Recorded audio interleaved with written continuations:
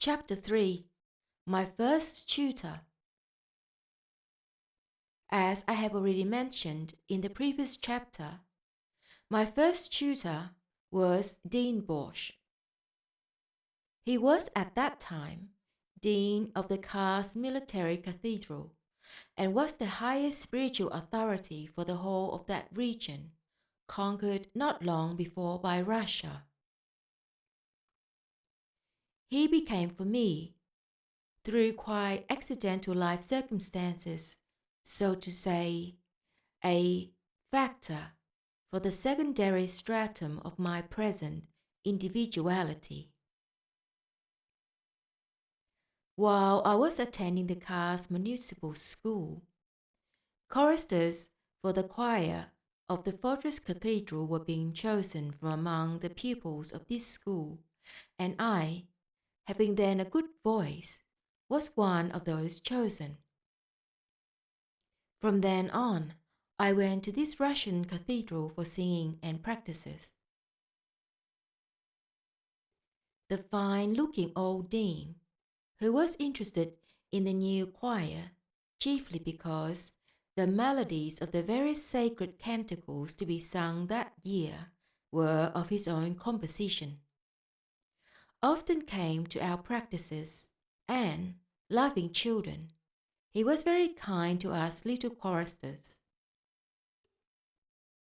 Soon, for some reason or other, he began to be especially kind to me, perhaps because for a child I had an exceptionally good voice, which stood out even in a big choir when I sang second voice, or perhaps simply because I was very mischievous and he liked such rascals. In any case, he began to show an increasing interest in me, and soon even began to help me prepare my school lessons. Towards the end of the year, I did not come to the cathedral for a whole week because of having contracted trachoma. Learning of this, the Father Dean himself came to our house, bringing with him 2 military physicians who were eye specialists. My father was at home when he came, and after the doctors had examined me and left, having decided to send an assistant to give me a copper sulphate cauterization twice a day and apply golden ointment every 3 hours. These 2 men, who had lived their lives to old age relatively normally, with almost identical convictions, in spite of having received their preparation for responsible age in entirely different conditions, talked with each other for the first time. From this very first meeting, they took to each other, and afterwards the old dean often came to see my father in the workshop, where, sitting on the shop savings at the back of the shop, and drinking coffee made there by my father, they would converse for hours on all sorts of religious and historical subjects. I remember how especially animated the dean would become when my father said anything about Assyria, about the history of which my father knew a great deal, and which for some reason or other at that time greatly interested Father Bosch. Father Bosch was then 70 years old. He was tall, thin, with a fine-looking face, of delicate health, but strong and firm in spirit. He was a man distinguished by the depth and breadth of his knowledge, and his life and views were quite different from those of the people around him, who, in consequence, considered him peculiar. And indeed, his outer life gave grounds for such an opinion, if it were only for the fact that, although he was very well off and received a large allowance and the right to special quarters. He occupied only one room and a kitchen in the guard's house at the cathedral, whereas his assistant priests, who received much less than he, lived in quarters of from 6 to 10 rooms with every kind of comfort. He led a very secluded life, mixing very little with those round him and paying no visits to acquaintances. And at that time, he allowed no one access to his room except myself and his orderly, who was not, however, allowed to enter it in his absence. Conscientiously fulfilling his obligations, he gave all his spare time to science, especially to astronomy and chemistry. And sometimes, for a rest, he worked at music, playing the violin or composing sacred canticles, some of which came to be very well known in Russia. Several of these canticles, which had been composed in my presence, I happened to hear many years later on the gramophone. For example, O thou mighty God, calm light, glory to thee, and others. The dean often came to see my father, usually in the evenings when they were both free from their duties. In order, as he said, not to lead others into temptation, he tried to make these visits inconspicuously, since he occupied a very eminent position in the town, and almost everyone knew him by sight, whereas my father was only a simple carpenter. During one of the talks which took place before me in my father's workshop, the dean began to talk about me and my studies.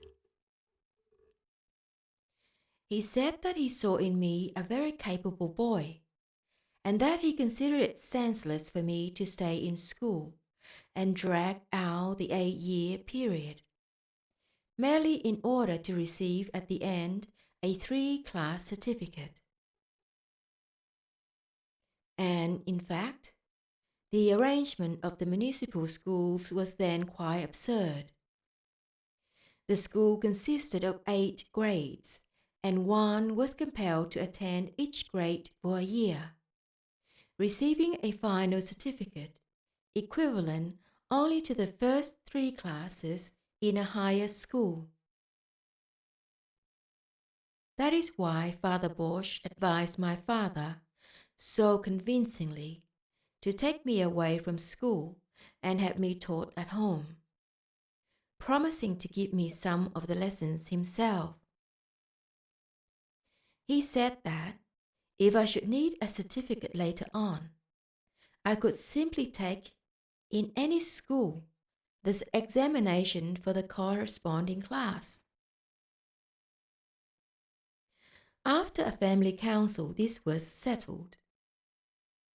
I left school, and from then on, Father Bosch undertook my education, teaching me some subjects himself, and also providing other teachers for me. At first, these teachers were the candidates for the priesthood, Ponomarenko and Krestovsky, graduates of the theological seminary, who were serving as deacons at the cathedral while waiting for posts as army chaplains. A physician, Sokolov, also gave me lessons. Ponomarenko taught me geography and history. Krestovsky, scripture and Russian. Sokolov, anatomy and physiology. Mathematics and other subjects were taught me by the dean himself. I began to study very hard. Although I was very capable and learning came very easily to me, I nevertheless scarcely found time to prepare so many lessons and rarely had a single moment free. A great deal of time was spent in going and coming from the house of one teacher to that of another.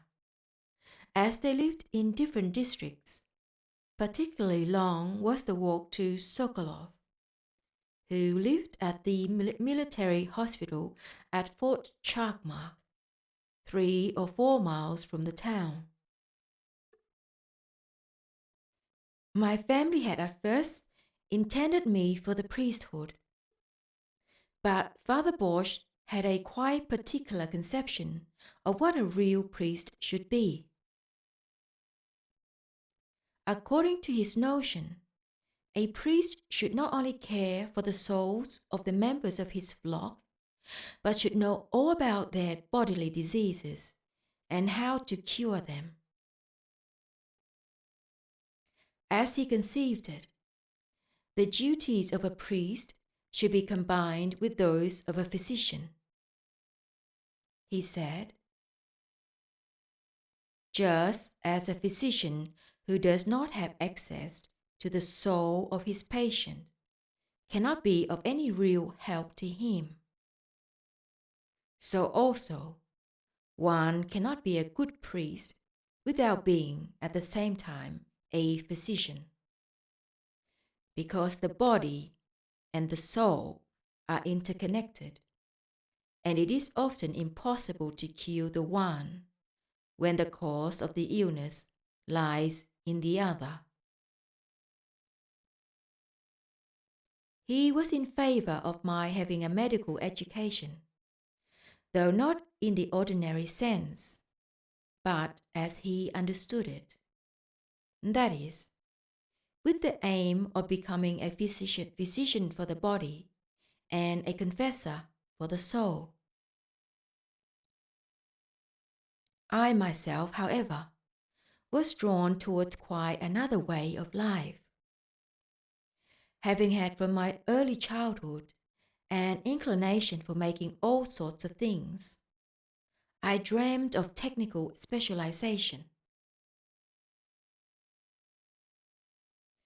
As at first it was not definitely decided which way I was to go, I began at the same time to prepare myself to be a priest and a physician. The more so, since there were certain subjects necessary in both cases. Afterwards, things continued by themselves, and I, being capable, was able to progress in both directions. I even found time to read a great many books on various subjects, either given to me by Father Bosch or which fell into my hands. The Father Dean worked intensively with me in the subjects he had undertaken to teach me.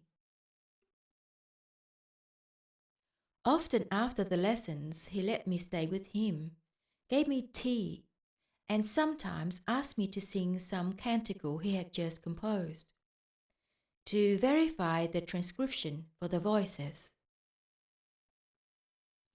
During these frequent and extended visits, he would have long conversations with me, either on the subject of the lessons I had just finished, or on quite abstract questions.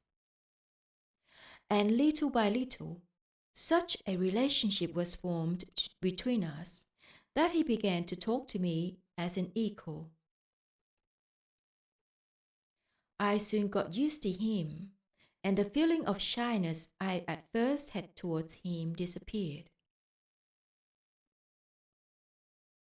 Retaining all my respect for him, I nevertheless sometimes forgot myself and began to argue with him, which did not in the least offend him, but, as I now understand, even pleased him. In his conversations with me, He often spoke about the question of sex. Concerning sexual desire, he once told me the following. If a youth but once gratified this lust before reaching adulthood, then the same would happen to him as happened to the historical Esau, who for a single mess of pottage sold his birthright, that is, the welfare of his whole life. Because if a youth yields to this temptation even once, he will lose for the rest of his life the possibility of becoming a man of real worth. The gratification of lust before adulthood is like pouring alcohol into Molavalian matcha. Footnote: Molavali is a small place in the south of the Kars region, and matcha is a very new, not yet fermented wine. End of footnote. Just as from matcha, into which even a single drop of alcohol has been poured, only vinegar is obtained and never wine, so the gratification of lust before adulthood leads to a youth becoming a monstrosity. But when the youth is grown up, then he can do whatever he likes, just as with matcha. When it is already wine, you can put as much alcohol in it as you like. Not only will it not be spoiled, but you can obtain whatever strength you please. Father Bosch had a very original idea of the world and of man. His views on man and the aim of man's existence differed completely from those of the people round him, and from everything I had heard or gathered from my reading. I will mention here certain thoughts of his which may serve to illustrate the understanding he had of man and what he expected of him. He said, until adulthood, man is not responsible for any of his acts, good or bad, voluntary or involuntary. Solely responsible are the people close to him who have undertaken, consciously or owing to accidental circumstances, the obligation of preparing him for a responsible life. The years of youth are for every human being, whether male or female, the period given for the further development of the initial conception in the mother's womb up to, so to say, its full completion.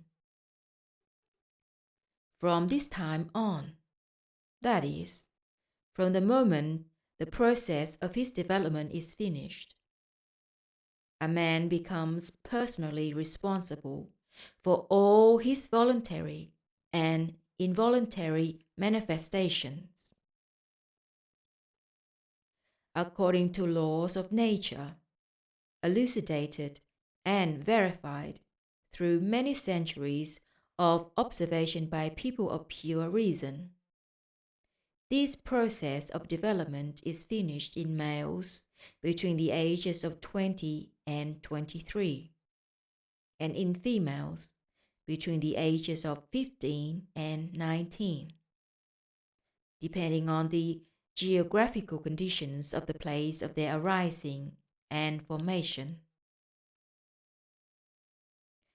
As elucidated by wise men of past epochs, these age periods have been established by nature, according to law, for the acquisition of independent being with personal responsibility for all one's manifestations.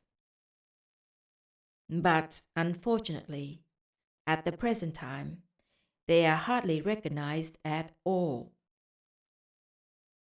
And this, in my opinion, is owing chiefly to the negligent attitude in contemporary education towards the question of sex, a question which plays the most important role in the life of everyone.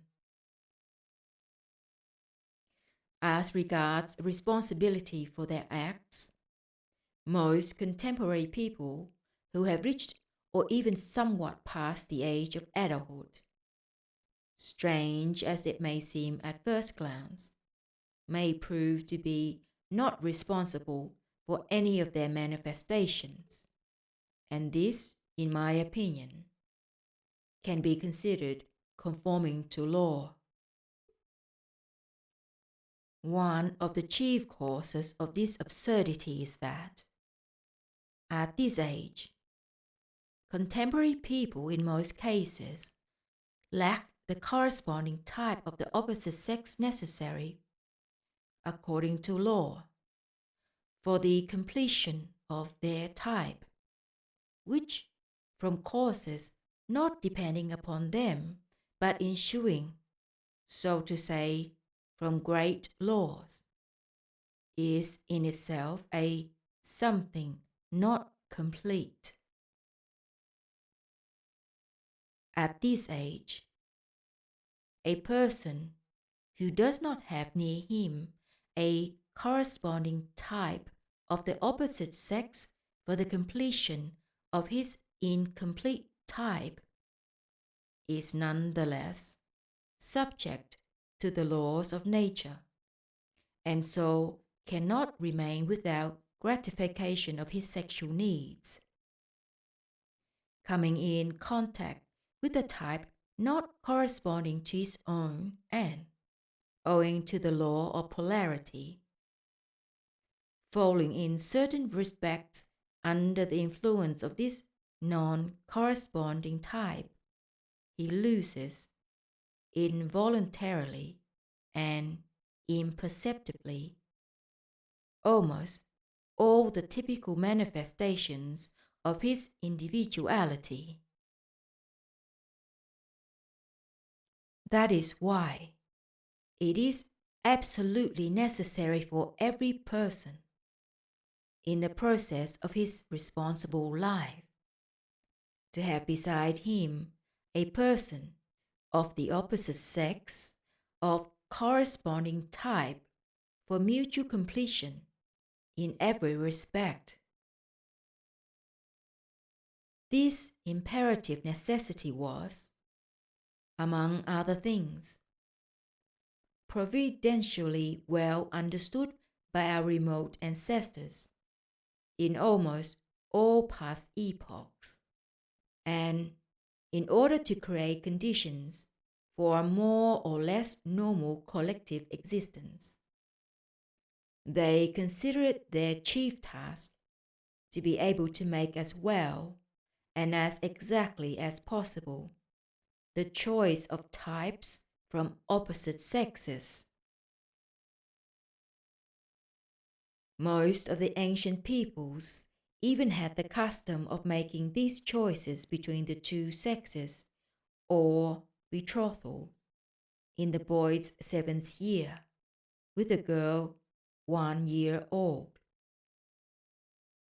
From this time on, the two families of the future couple, thus early betrothed, were under the mutual obligation of assisting the correspondings in both children of all the habits inculcated in the course of growth, such as inclinations, enthusiasms, tastes, and so on. I also very well remembered that on another occasion, the Father Dean said, in order that at responsible age, a man may be a real man and not a parasite, his education must without fail be based on the following 10 principles. From early childhood, there should be instilled in the child belief in receiving punishment for disobedience, hope of receiving reward only for merit, love of God, but indifference to the saints, remorse of conscience for the ill treatment of animals, fear of grieving parents and teachers, fearlessness towards devils, snakes, and mice, joy in being content merely with what one has, sorrow at the loss of the goodwill of others, patient endurance of pain and hunger, the striving early to earn one's bread. To my great distress, I did not happen to be present during the last days of this worthy, and for our time, remarkable man, in order to pay the last debt of earthly life to him, my unforgettable tutor, my second father. One Sunday, many years after his death, the priests and congregation of the Car's military cathedral were much astonished and interested when a man quite unknown in the neighborhood requested the full funeral service to be held over a lonely and forgotten grave, the only one within the grounds of the cathedral. And they saw how this stranger, with difficulty, held back his tears, and having generously recompensed the priest, and without looking at anyone, told the coachman to drive to the station. Rest in peace, dear teacher. I do not know whether I have justified or am justifying your dreams, but the commandments you gave me, I have never once in all my life broken.